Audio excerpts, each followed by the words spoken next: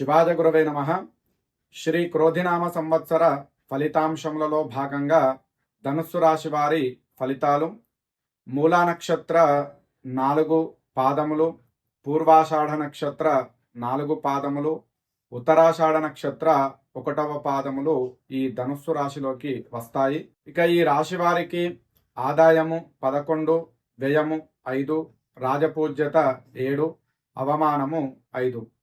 ధనుస్సు రాశి వారికి ఈ సంవత్సరము గురువు 6వ స్థానంలో సంచరిస్తున్నాడు, శని తృతీయ స్థానంలో సంచరిస్తున్నాడు, రాహువు జన్మస్థానమునందు, కేతువు దశమ స్థానమునందు సంచరించుట చేత ధనుస్సు రాశి వారికి శ్రీ క్రోధినామ సంవత్సరంలో మధ్యస్థం నుంచి అనుకూలమైనటువంటి ఫలితాలు ఉండబోతున్నాయి.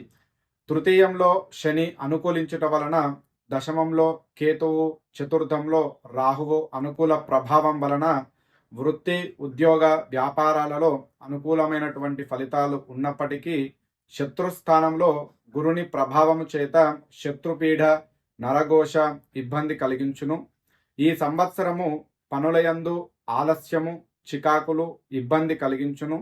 ఉద్యోగస్తులకు ఉద్యోగంలో రాజకీయ ఒత్తిళ్లు అధికమగును. శత్రువర్గము చేత ఇబ్బందులు ఏర్పడును. వ్యాపారస్తులకు వ్యాపారంలో అనుకూలత ఉన్నప్పటికీ కూడా మీతో వ్యాపారము సంబంధము కలిగిన వారి వలన, పనిచేసే వారి వలన ఆటంకాలు, ఇబ్బందులు కలుగు సూచన. శత్రువులతో ఆచితూచి వ్యవహరించాలి. రైతాంగానికి ఈ సంవత్సరము అన్ని విధములుగా అనుకూలంగా ఉంటుంది. రాజకీయ నాయకులకు శత్రుపీడ అధికముగా ఉండును. స్త్రీలకు కుటుంబంలో సమస్యలు వేధించును. మొత్తం మీద ధనుస్సు రాశి వారికి ఈ క్రోధినామ సంవత్సరంలో మధ్యస్థము నుండి అనుకూలకరమైనటువంటి ఫలితాలు ఉండబోతున్నాయి. విద్యార్థులకు అన్ని విధాలుగా అనుకూల ఫలితాలు కలుగుతాయి.